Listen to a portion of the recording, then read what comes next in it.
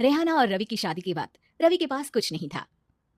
रेहाना, तुमने मुझसे शादी करके एहसान किया है। मुझसे ज्यादा तो तुम कमाती हो।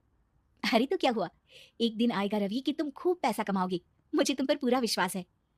रवि और रेहाना खुद को स्टैंड करने के लिए पूरी मेहनत करते। रेहाना, मैं नौकरी नहीं करना चाहता हूँ। तो कोई बात नहीं, मैं नौकरी करके घर चलाती हूँ, तुम बिजनेस सेट करने की कोशिश करो। एक दिन रेहाना, तुम जानती हो, मैंने जो विज्ञापन बनाने वाली कंपनी खोली थी ना, उससे बड़ी ब्रांड का ऑफर आया है। अब हम लोगों के दिन प्यारे न्यारे हो गए हैं। मैं जानती थी रवि कि एक दिन तुम सेटल हो जाओगे। रवि का काम अच्छा चल जाता है।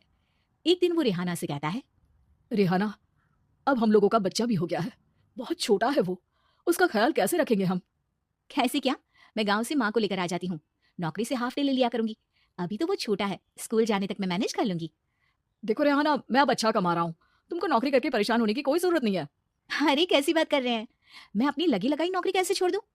और मैंने तो सुना है हम लोगों को कुछ ही महीनों में सरकारी नौकरी मिल जाएगी। सरकारी नौकरी में कितना कमा लोगी? उतने में तो मैं ड्राइवर रख लूंगा। रेहाना को रवि की बात का थोड़ा बुरा तो लगता है। कम से कम मेरी नौकरी की इतनी बेइज्जती मत करो। भूल गए, इसी नौकरी की बदौलत तुमने अपना बिजनेस खड़ा किया है। अरे वो तो मैं किसी के भरोसे भी कर लेता। देखो, अपने बच्चे को संभालो, घर का काम करो। अब बाहर जाती तुम अच्छी नहीं लगती हो।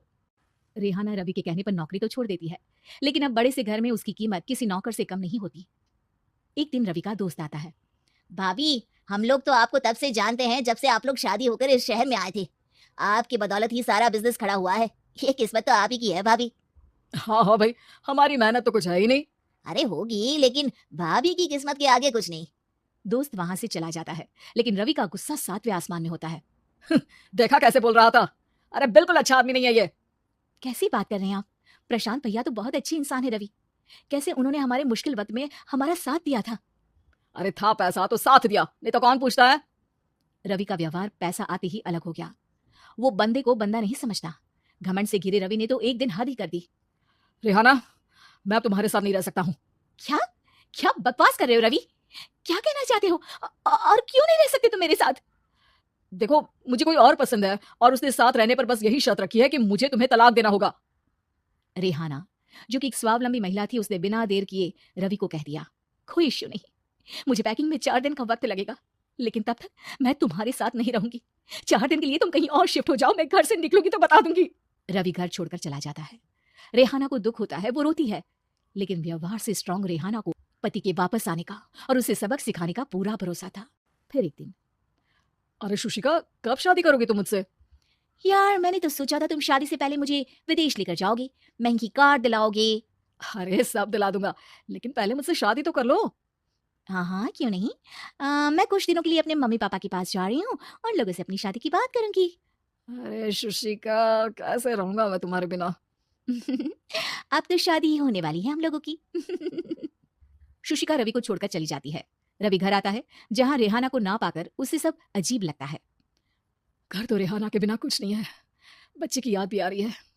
चलो एक वीडियो कॉल कर लेता हूँ। रवि रेहाना को वीडियो कॉल करता है, लेकिन रेहाना फोन नहीं उठाती। रात को सोते वक्त मन कर रहा है मुन्ने को गले लगा लूं। चलो कोई ना, शुशिका से शादी के बाद मेरे और भी बच्चे होंगे। अगले दिन रवि ऑफिस जाता है, जहां टीना खड़ी होती है। सर, आपने अपने नए ऐड के लिए मॉडल की रिक्वायरमेंट डाली थी ना, मैं उसी के लिए आई हूँ। रवि टीना को देखकर खुश हो जाता है। अब शादी हो गई है तुम्हारी?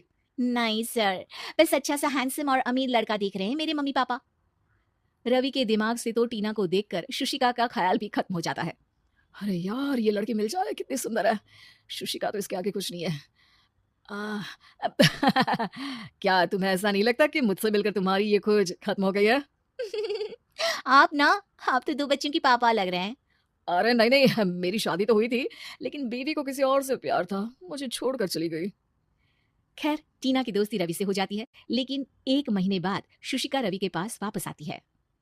मेरे मम्मी पापा तुमसे मिलना चाहते हैं, लेकिन उन लोगों को ये मत बताना कि तुम पहले से शादीशुदा हो, और हाँ, शादी से पहले अपनी सारी प्रॉपर्टी तुमको मेरे नाम करनी होगी। अरे पागल, अब मैं तुमसे शादी ही नहीं करना चाहता। भला ऐसी लालची औरत से कौन शादी करेगा? तभी वहां टीना आ जाती है। रवि, ये पागल सी औरत कौन है? देखो, तुमने ही कह दिया ना पागल, तो पागल ही है।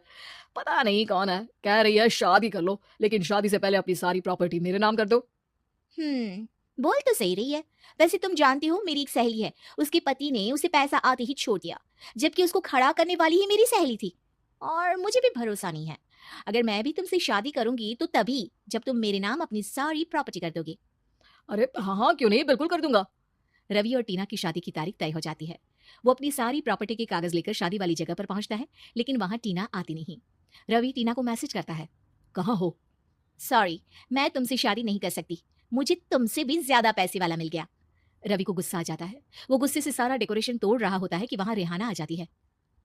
सर क्या हो गया, क्या डेकोरेशन पसंद नहीं आई आपको? अ, तुम यहाँ क्या कर रही हो? मैं यहाँ की डेकोरेटर हूँ, क्या आपको पसंद नहीं आई यहाँ की सजावट? रवि दौड़कर रेहाना के गले लग जाता है। मुझे माफ कर दो रेहाना। रवि रेहाना के गले लग जाता है और रेहाना टीना को थैंक्स का मैसेज करती है।